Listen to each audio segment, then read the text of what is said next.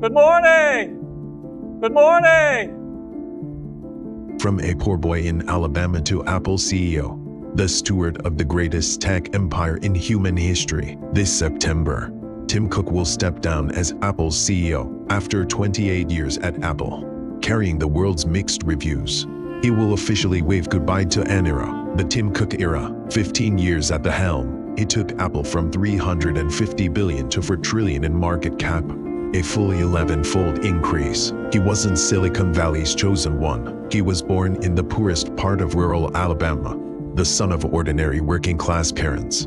A small-town grind kid from start to finish, he punched his way into a top university through sheer academic relentlessness and muscled his way into the big leagues through extreme execution. In 1997, he parachuted into Compaq as vice president. Back then, Compaq was the global PC overlord, Forbes Company of the Year, the absolute titan of the industry. Then came the turning point. In 1998, one phone call changed everything. The voice on the other end said just one line: "Come help me fix this company." The caller was Steve Jobs. How bad was Apple back then? Its market cap was just $2.3 billion. The previous fiscal year, it had hemorrhaged $1 billion in losses. 90 days from bankruptcy, the stock price had been languishing below $10 for a long time. Pure junk stock, distribution channels in shambles, inventory piling up like a mountain, talent hemorrhaging. Whoever stepped in was stepping into a funeral. And what did Cook do?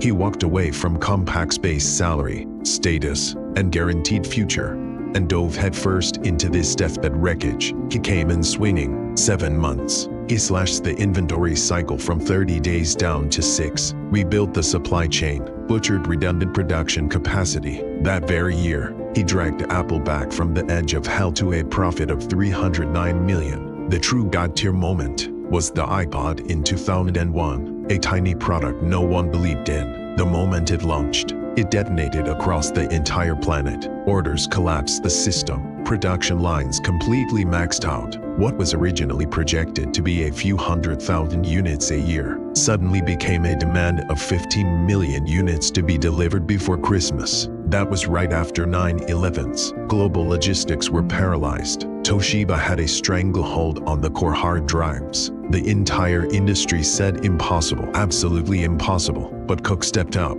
He dropped hundreds of millions of dollars and bought out the entirety of Toshiba's hard drive production capacity. Competitors couldn't get a single unit. He threw astronomical money at securing every last bit of air freight capacity for the entire Christmas season. Costs be damned, only delivery mattered. And that Christmas, Apple actually delivered those 15 million iPods. Afterwards, Jobs told him, "You run operations, I run product. Together, we change the world." In 2011, Jobs stepped down. Cook took over. That same year, Jobs passed away. Cook later confessed that the moment Jobs left was the loneliest moment of his entire life. He was gone, truly gone.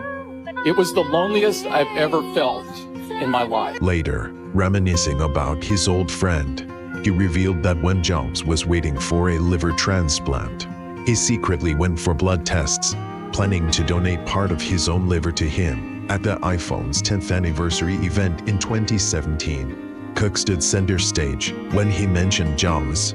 This man, who had been cold and composed his entire life, choked up multiple times, his eyes visibly red and glistening. "Come help me fix this company. You run operations, I run product. Together, we change the world."